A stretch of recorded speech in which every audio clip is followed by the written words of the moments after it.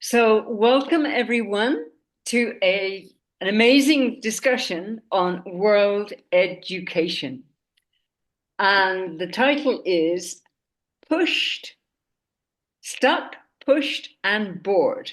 Are our children in schools globally, are they stuck? Are they pushed? Or are they bored? That's what we think. All right, so my name is Katarina Hanssens Carlsson, and I'm the founder of Global Leadership Schools. And our vision is to create the most innovative, dynamic schools in the world 195 schools, one school in one town in every country in the world. And with me here is Palas Chanda, who is a global leader in education. So, Palas, would you like to introduce yourself? Thank you, Katrina. It's a pleasure being here. My name is Palas, and I am the founder of a company called Cyber School Technology Solutions. For the last 20 years, I have been working with schools ground up in rural Africa, and we have created 3D animations on science and math concepts, which basically helps children to visualize the concepts, and that has a better cognitive impact. And currently, last 20 years, I've got more than 4,000 schools in 12 countries. And we are, of course, increasing that number and seeing how more girls are going on to become doctors and scientists. And that's the goal. We want to change things ground up and give them better options to be innovative. That's incredible. Congratulations for the work you're doing, and especially in maths and science, because if you ask children, what subjects do you love? What subjects do you hate? Many of them, and many girls, unfortunately, will say, well, I hate maths and I hate science. And many, even boys will say, I hate science. So if you're helping them to love learning maths and science. These are two of the most important subjects. Of course, English is another, it's a world language now, and their own language and literature, of course, is important. But this is incredible what you're doing. Yeah, absolutely. I mean, I have been integrating technology. I started off teaching 4 to 14-year-olds on how to use computers. And I have seen if technology is well crafted and curated, how it can really impact children to love, the things that you said. Some of them that don't like the sciences because science is all about movement. So when you're teaching them electricity, if they cannot see the electrons moving, or if you're teaching them something in chemistry and they cannot see the ions moving, or you take them inside, the kidney and the heart, and so I think when you're able to let them visualize, it has a completely different perspective and excitement for them, and you engage the students better. And I think also you lower the dependency on the teachers to deliver information that for them would be very abstract. So those are the gaps we bridge, and doing that, you once you have the students excited, I think it's about creating self-esteem, about confidence, and you want no child to be left behind. I think they all have the potential. It's how we can reach out to them using technology in different ways. My way is one way, but we are continuously also looking at how we can integrate technology continuously, and now with artificial intelligence and the schools being connected with satellite dish connections. So I think we are getting into a world where we'll have a lot more options to change the way the students are taught. Yes, absolutely. And it reminds me of you see it and you believe it. I mean, children can sit there in a classroom and a teacher could talk about eons, electrons, but unless the child actually sees it, it doesn't mean anything to them, right? But if they see it, which is part of your technology, then they get excited, they get motivated, and they start to understand it, and then they learn because they're excited and motivated. So fantastic. All right. So what is the problem we're solving? So for me, Dr. George Land discovered through his NATO research 62 years ago. He discovered in America that we are dumb downing our children. They start off at 98% genius, bless them, and they're full of enthusiasm and excitement and creativity and creative genius. By the time they're adults, it's down to 2%. No wonder there are problems in the world. From 98% to 2%. Well, it goes in stages.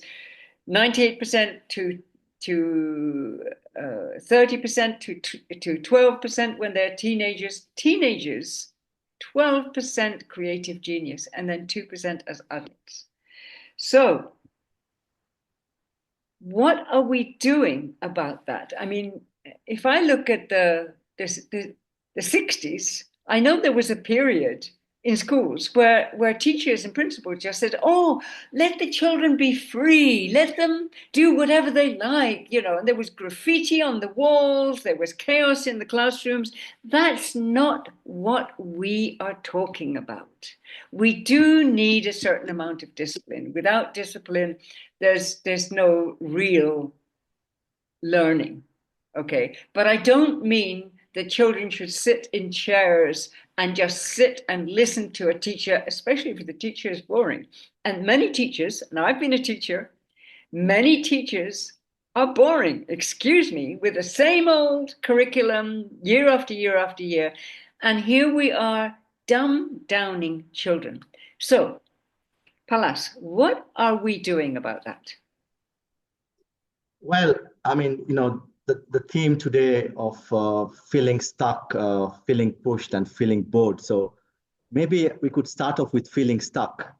And if I were, I mean, if you go out there and it doesn't matter which part of the world, I think there was a recent study that was done in the OECD countries, and they found 60% of the students find school boring.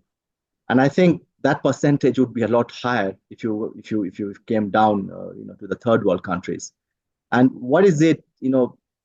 Children basically, they do not have freedom. They cannot choose the subjects they want to learn. They cannot. Okay, I don't want to go into details like the color of the classroom. I think that also makes a difference. Recently, I went to a school, in Kenya, and the principal changed the color of the classroom, and she found that the performance has gone up. I mean, students feel it's a simple ingredient. So you can imagine to what extent. Can you tell me the color that it was before and the color it is now? Well, the paints were the classroom was in bad shape. It's a small school. It's in an area called in Masinga. And what happened is that the board had other priorities, and the principal was adamant that I want the color changed in the classroom because students don't feel good sitting in there, because they have to look around all the time and they don't feel good. I think this feel good factor, these little things matter. A child, when they are, like you said, at 98%, when they're absorbing everything around them. So when we get old, we don't see certain things, but you have to now go down and see what everything matters to the child. So the painting was in bad shape. So I think they put light, luminous, some color that was quite attractive, and the kids loved it. I mean, you could see the joy in their face, and now they're doing the roof. So that's looking at the exterior. I mean, I would think schools, you don't need to be in a classroom. You need to have a choice whether today you want to go out there and sit in the garden by a tree, and learning can happen there. All you need is maybe a screen sometimes, because like I believe that students need to have some kind of audio visual, because that would have an impact on all the three sensory organs, and it has a better impact. Absolutely. So that would be one. What do you think of the points that I raised? Yes, I absolutely agree with you. I think children, even from a very young age, need to have more freedom, more autonomy, and more control over their not only their day, but their year and what happens in school. And so Global Leadership Schools has come up with what we call a brilliance profile. So we know more about each child. If we observe a child, we know and if they also tell us, we can find out what is it you do in your spare time, and not just digital games on your mobile phone. Not just that. I mean, that's getting widespread, and I feel it's almost like a disease now. I mean, I see children on the bus or every single day, and what are they excited about? Not about school, not about what they're learning, but their digital games. So I think there's a possibility of finding out what, apart from that, do you love to do in your spare time? Is it skateboarding? Is it playing with your friends? And what games do you play with your friends? And what subject do you love most? And what interests you most? And what would you like to get out of school? And who, as you said before, who is your favorite teacher? And every child every year should have a profile so that a teacher can say, okay, you're not just a number, you're not just a name, you are somebody who wants to do this in school. And what you want to do. I mean, I asked a 7-year-old, what would you like to do with your life? And he said, well, I know perfectly well. I'm going to be an astronaut and a doctor, and I'm going to learn sign language. Now, nobody helped him with that. That was his idea, and he's actually doing it now. This was like several years ago. He's 17 now, and he's actually following his dreams to become an astronaut. And so science is very important for him. So every child should have more autonomy, more freedom, more control. And I know it's going to take a lot of organization, but schools are then going to be much more dynamic and much more innovative. So we were I agree. Yeah, I agree with you 100%. I think, they need to have, of course, all these things we're talking about has to be structured. It's not like going back to the 60s, which you're talking about. But I also think another area where the students are stuck is because of, of the rigid and fixed curriculum that we have.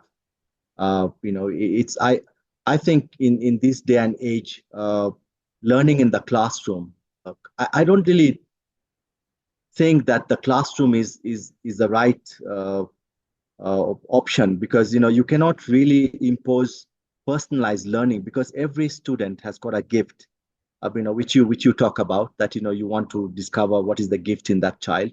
And so every child has got a different ability, they've got preferences.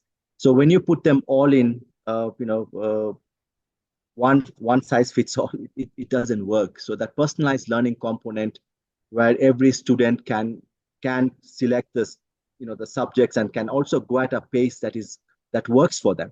Yes. Because some students are in a specific subject could be smarter or quicker in terms of their ability to grasp and move on, while others, but of course the one who is slow has got is probably abled in other areas, like you mentioned, like if they had a choice in a school where, apart from just academics, if they could learn, like you mentioned about, you spoke about languages, which is very important, but also musical instruments and sports.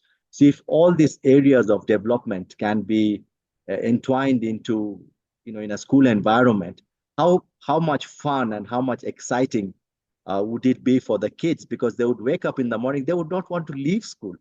But today, if you go into the classroom, I think a lot of the students are waiting for in this part of the world, we have school bells. Yes. So, sometimes the bell is not electronic. Yeah, they actually ring the bell. So you're waiting for that stampede out of school. Yeah, because then they want to yes, not even the end of the day, but I'm talking about a single lesson. Yes. The lesson starts and they can't wait for the 35-40 minutes to be over.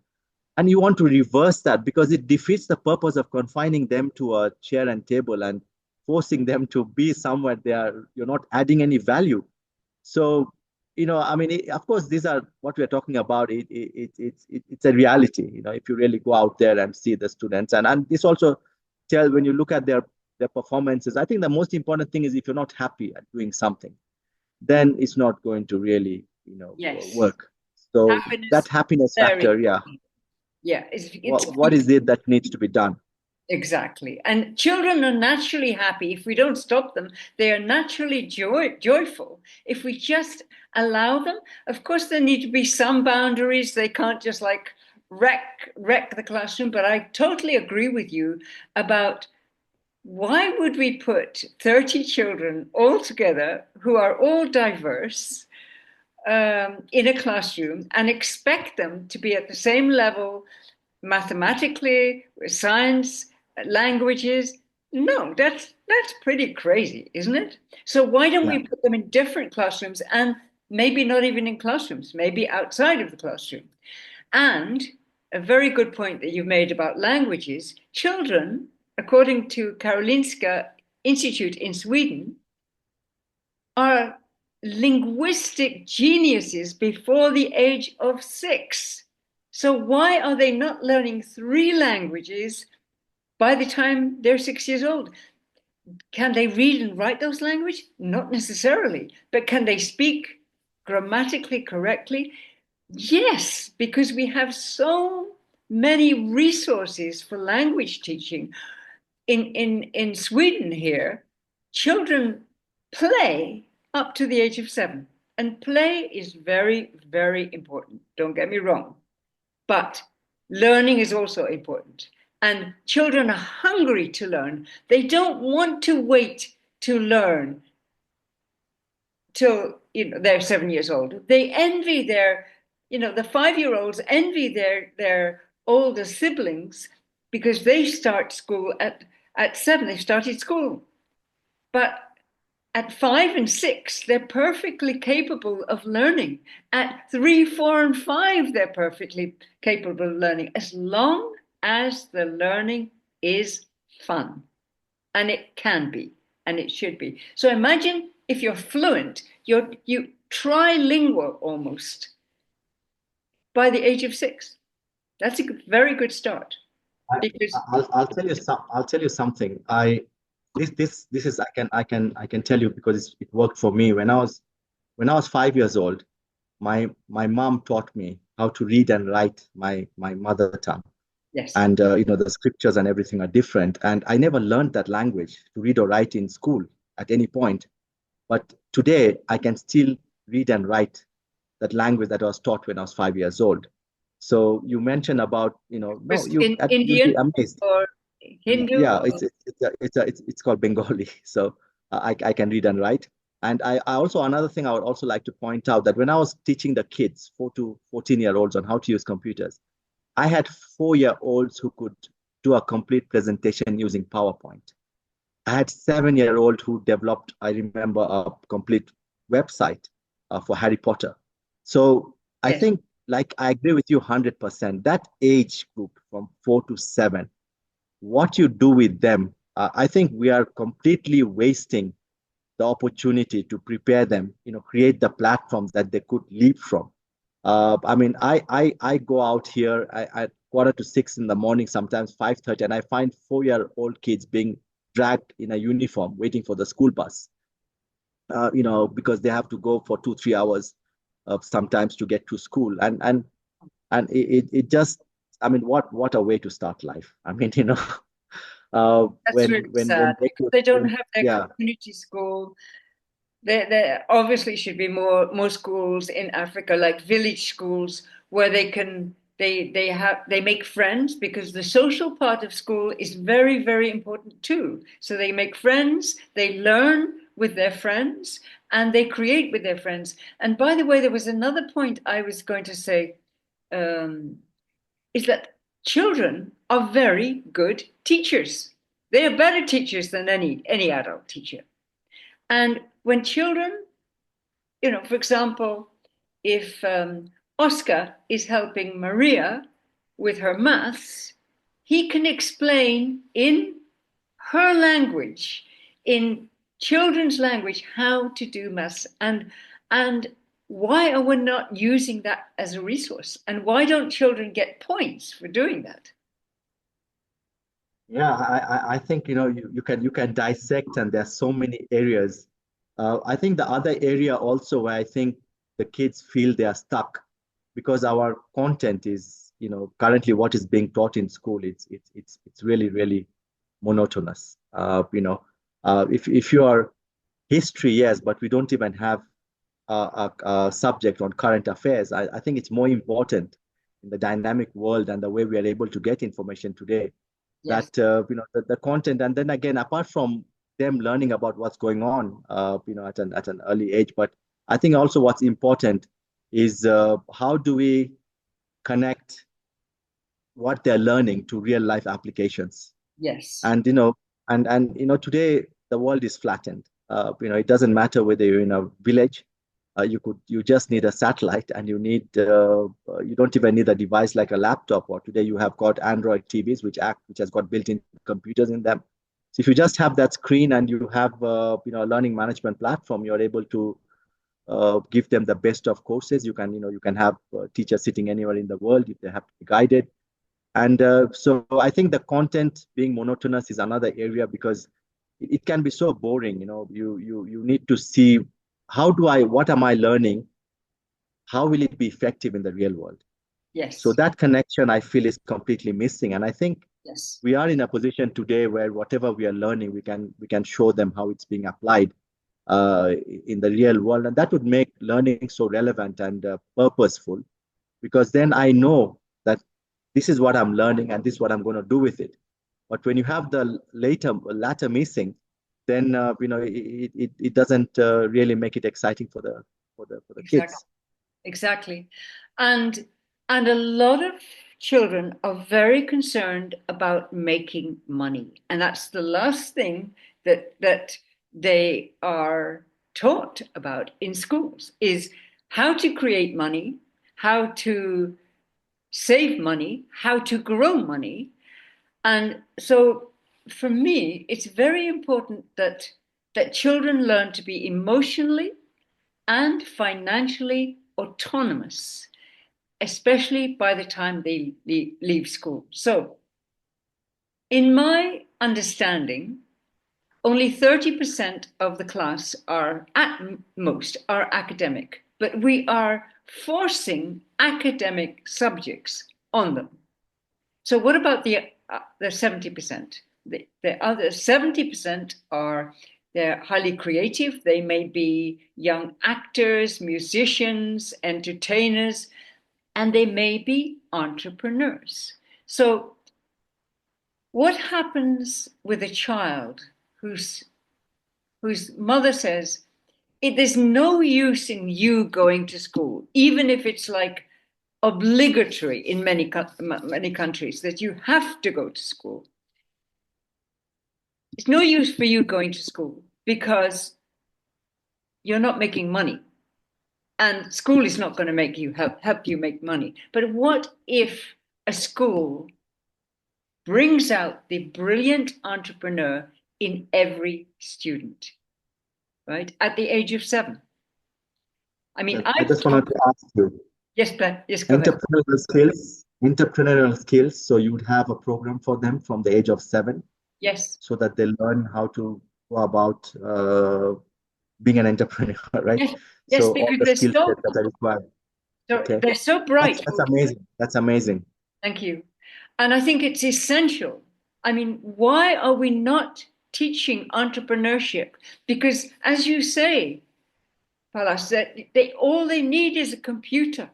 And I'm not saying they necessarily make money in schools. That's another conversation.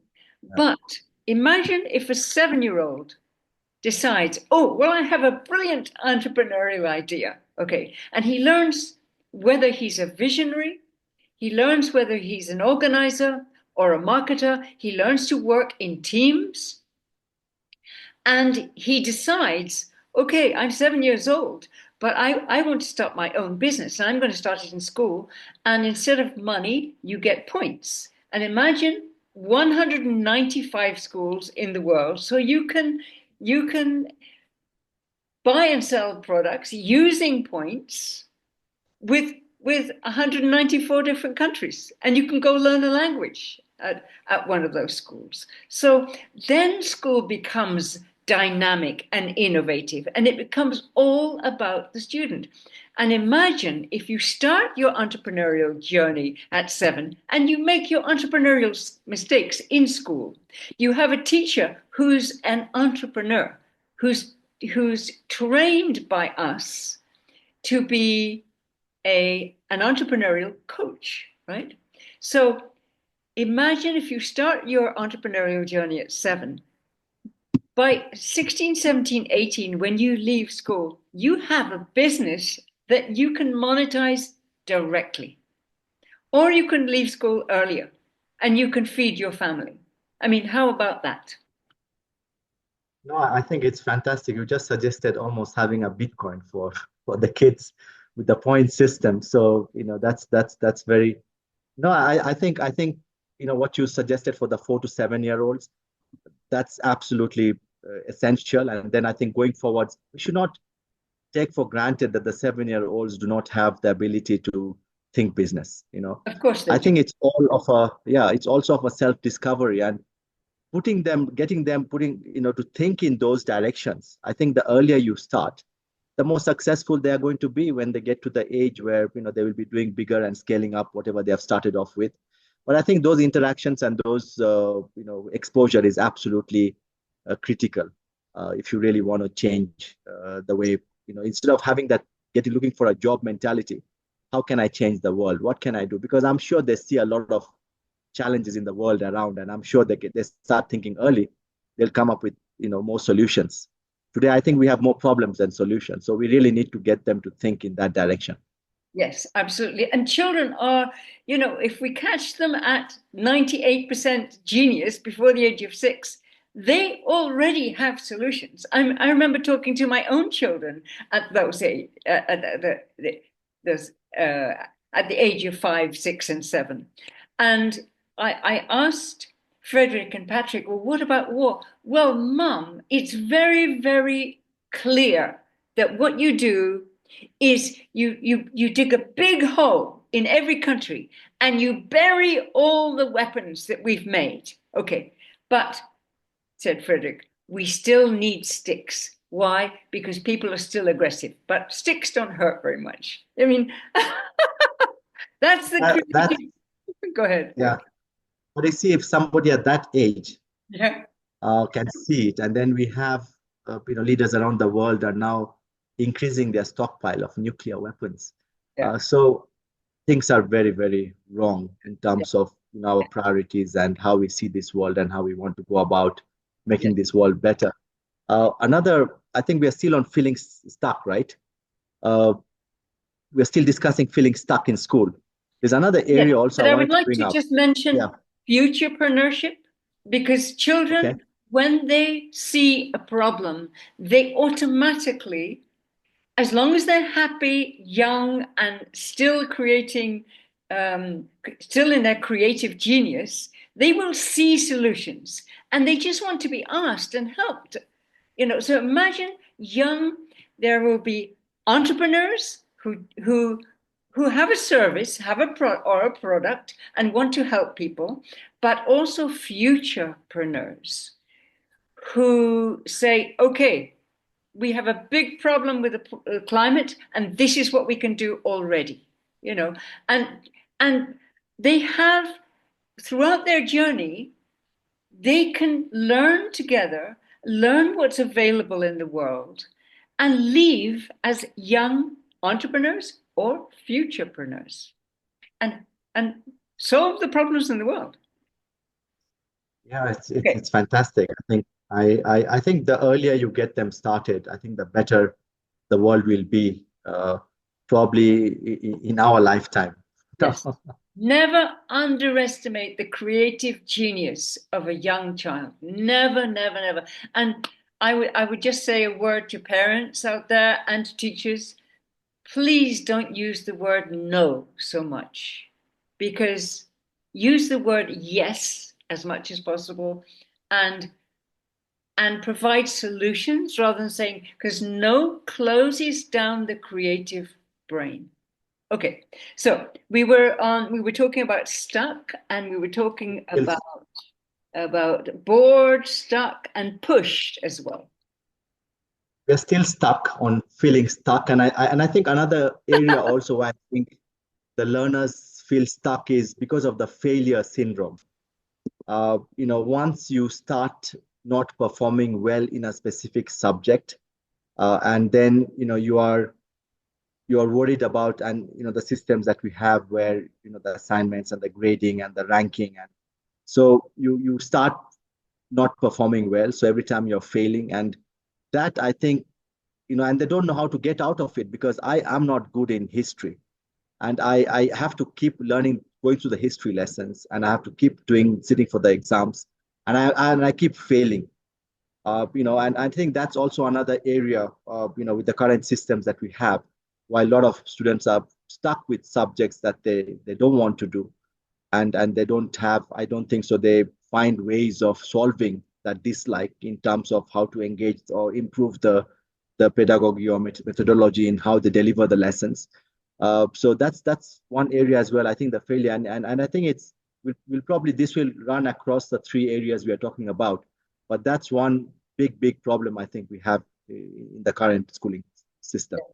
Absolutely. And if history is all about wars, battles, and dates, it means nothing except that we are, what shall I say, very ignorant. Is if war We're is stuck. important, we are very ignorant as a planet. If war is our intention, if that is what we're teaching, and don't forget, history is his story, not her story. Her story is completely left out. For me, history is fascinating because it shows me how we got to where we are now. And it shows me where we've gone wrong, but we have not changed, not much. We've changed a little bit, but not much and not enough, because in history, for me, if I see the biggest mistake we've made is that we, the people, have given our power away to a leader who can say, okay, conscription. So we're going to war with this country, and you are going to give, if you're between the age of 18 or actually 16 and maybe 70, you are going to war, and you are going to give your life. You may lose a leg, an arm, you may lose your head. You're going to give your life because I have signed a declaration of war. Well, excuse me? Yeah, Hello? I think we have, if you ask me, we have not really learnt much from history. uh, Still doing the same old things, dirty things that should not be prevailing in the world we are in today. But that again brings us back to the discussion we are having today, that how do we change, how do we change the world? And it has to start with the children, and all these things we are discussing. How do we? It's almost, you need to revolutionize education, and it cannot be done, it has to go, but as long as we are going in the right direction. But the first challenge is that we recognize that we have a problem, Yeah. and to discuss all these discussions that we are having, so that then we can have more people getting involved, and coming up with solutions, and people actually going out and doing something about it.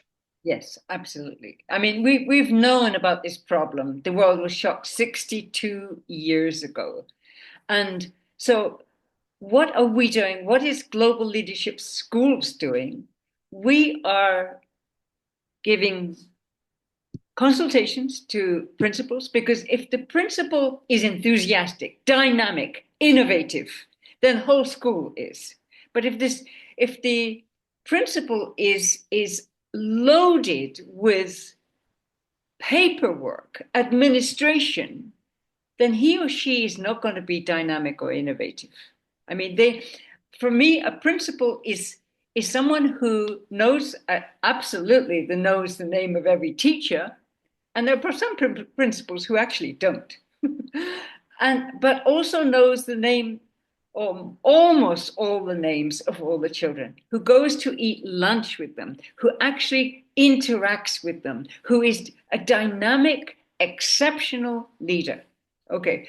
And the teachers. We have trainings for the teachers to become dynamic and to become brilliant, brilliant teachers, but also to become brilliant entrepreneurial coaches so they can really help the children. So we need to transform the way that schools are run. And we need to transform the way that that that, that principals are kind of probably principals are stuck and bored as well, and teachers are. I know, teaching French year after year after year with the same curriculum, the same exams, and that's a topic to discuss as well. It was boring for the teacher. I mean, in Finland, the teachers get together at the beginning of the year and they say, what do we want to teach? That's a great question. And how are we going to teach it as a team? That's a great question, right? That's why their schools are still some of the best schools in the world. So, should we go to exams and being pushed? Yeah, I think I just want to add Yeah. what you said was very pertinent in terms of the principal. I saw a video clip, of course, that was in a kindergarten, where a principal stands at the gate and greets every student by his or her name. I mean, amazing. Yeah. I think I also saw a clip the other day where a teacher facing away with the kids, queued up behind her, Yes. just by the voice, she's able to tell the name of the child. I mean, that connection the teacher, the principal has with with the students, that is more important than doing the administrative duties of sending reports. Those are important, but I think that, like you said, the principal should not be bogged down. The principal's job is more in the interpersonal skills and ensuring that the students are talking to all the students. There are schools I go to where in secondary schools where a principal has a open door policy between the time of 7 and 8. Any student can walk in, can come and say that I'm having this, come up with an issue, but they must also give a solution. Yes. Some schools have they have once in a month they have an open, like they call it a bazaar, but it's a bazaar of ideas where every student, the whole school is there, the principal, the teachers, and the students are allowed to come out and point out a problem and provide a solution.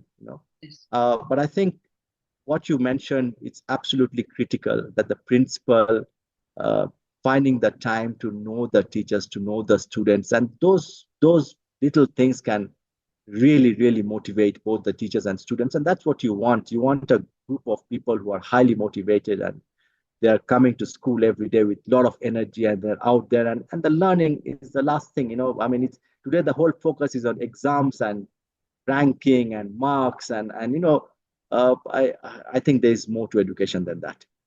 Absolutely. I think we overdo tests. I think we should be tested on our knowledge, but I think that your idea of passing an exam, taking an exam at your own speed, at your own time, is brilliant, because otherwise anxiety, the level of anxiety that increases as you get closer and closer to exam time, it's almost like a prison sentence, as you're going to the exams and you're approaching them. And some children have a big problem memorizing. I mean, you can do mind mapping, which is very good for memory. And I think mind mapping should be a big focus in schools. However, what are we actually doing? Are we promoting children with good memories? Or are we promoting children who have creative genius? I mean, and who are our leaders? The ones who succeed through school, through college, etc., or not. And is memory enough? No, we have computers, we have Google, we have, we have resources to, we don't have to have brilliant memories, but we do need to think creatively, to use our creative genius and to come up with solutions. And those are the leaders of the future. Yeah, I think if you look at where education is going today, especially with the advent of AI, I think it's about preparing, going to school, it's about preparing someone to perceive and understand what is happening around them, and responding to it in a manner that will be beneficial, to the person and to the other species and everyone who are affected by that decision. So that value perception, to understand, I mean, that's what I think education should be about at every moment of your life. What decision do you take at the junction you are, and how equipped are you to take that decision correctly? I think that is the biggest challenge. And I think you talked about the exams. I think that's now we can probably move on to feeling pushed because that's the idea of the exams you spoke on, and the idea that I have. It probably goes to our next topic, which is being pushed, because I feel parents, teachers, generally your peers, they push you to perform well in exams. You know, the push is not towards how to enjoy the lessons and how to interact in the classroom, because the results will be an outcome of those the daily things that you do. And I think the idea that I have of students should not all be set to one standard benchmark, because everybody is different and they've all got different abilities. I mean, if a kid will take 2 years to master something, maybe he or she is slow, and somebody else might take 3 months. Why do they both sit for the exam after 1 year? It just doesn't make sense. Yeah. So why not? Why not? I mean, of course, it goes back to again our we talked about the fixed curriculum, the rigid curriculum.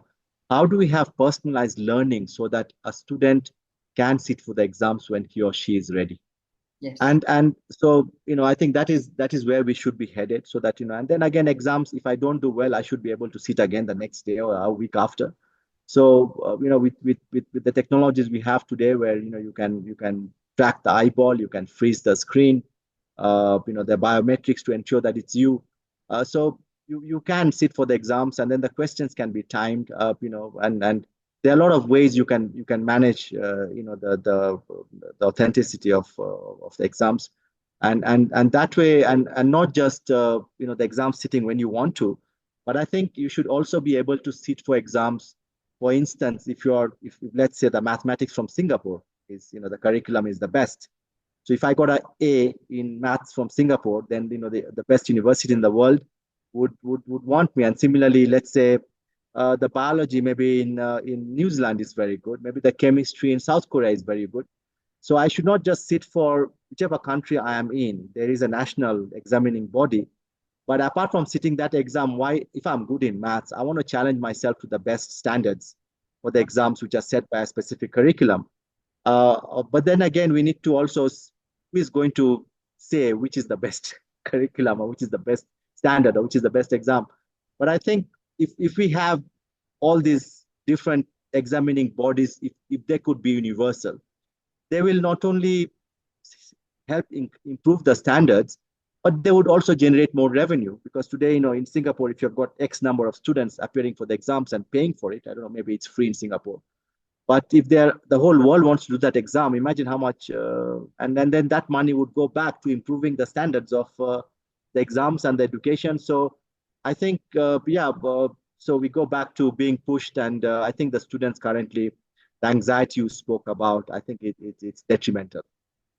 We need to find a way to get them out of that mindset where they're ready for the day. Every day the exam gets closer, and imagine how much damage it does to their self-esteem and their general outlook towards life. Yes, absolutely. So I think your your solutions are absolutely brilliant, Palas. That gives the child more autonomy, more choice. I mean, there is another side of it. There might be the kind of lazy students who say, "Oh no, I'm not going to take my exams this year. I'll take it next year. I'll take it next year. I'll take it next year." So we're going to have to watch out for those. But for the rest of the students, especially those with high anxiety, if they're allowed to learn at their own pace and do the exam at their own time, and if they're brilliant in one subject, why not take an exam uh, in Korea or Singapore or anywhere else in the world that is going to actually give them the prestige they need, the status they need, to go to college. And not everybody wants to go to college or university, but it gives them the freedom, it gives them the choice. So I'd like to draw this to a close. I'd like to share a vision I have. It's just like a vision, a little story, and it's about children who do not stampede out of the class or out of the school at the end of the day. Ding, ding, yeah, freedom, from a boring lesson where I have felt pushed, I have felt bored, and I haven't learned anything really. So my vision is this. It's 7 p.m. and there are three students who are still at school. Mom rings and says, "Hey, supper's on the table. Now, where are you?" Oh, no, no, no, Mom. We can't leave. We have just created, through physics, we've created a skateboard that has never existed before. And we've just tested it out. And bring supper here. We are really hungry, but bring supper here. Come and watch this, because we are going to sell this skateboard worldwide, and we are going to finance our village in Africa. We're going to finance the whole village. Isn't that exciting? So mom and dad come, all the mom and dads with 3 children come, and their siblings come, and they watch genius. That's how I see schools. I, I think every school, if they could come up with one, I mean, that's what you want out of schools. Yes. That's what you want the kids to be doing, like, not stampeding out, but staying back and coming up with a. So that's what like when I was talking about the exams as well. So when you are in a education system where you feel like maybe the math syllabus is a bit limiting, you could go a bit beyond. That's when, I mean, you cannot have a limit on a person's ambition to learn and to discover. And so you want to have an open sky so that everybody is able to go out there and find their limits. And yeah, so I think what you're saying, I mean, that would be amazing. I mean, I would like to see that with my neighbors running with some food to go to school at 7 o'clock. I mean, those are stories you don't hear, right? I mean, so in that sense, schools are failures, because if each school is not producing such, and you mentioned skateboard, and everything you look at can be improved. There's so many things we do which are, you can see it's not right, but you want those kids to have that ability and to give them the freedom to start thinking in those directions, so that they can come up with innovations every day, every other day. Yes. And Yeah. imagine a young person who absolutely loves maths. Is it Singapore? Singapore is best in. Yeah, I mean, it's yeah, I mean, it's Imagine, yes, yeah, imagine that he gets the opportunity to go and study in Singapore at a global leadership schools, for example, and study maths at a very, very high level and learn the language, at the same time. I mean, there are so many different opportunities for children if we only think in an innovative way. So I think we're drawing to a close now. Palas, how do people reach you? How can they connect with you? How do they connect with me? They could just send me an email. It's simple. My full name, palaschanda@gmail.com. Or they could. I think that's the best way to reach out. And they could, of course, they could search me on Google, Palas Chanda, Cyber School Technology Solutions, and they'll be able to get my telephone contact and all the others. But I think that the email is a good way to reach. Wonderful. Thank you so much. And for me, it would be LinkedIn at Catherine Carlsson, Catherine with a K, Carlsson with C and two S's. And that's the best way to reach me. Thank you so much, Palas. You obviously haven't lost your creative genius. You still have it, 98% or 100% or whatever. And so that's what we need, people of creative genius creating schools globally. Thank you, Katrina, for this opportunity. And I wish you all the best in realizing your vision. Thank you. Thank you.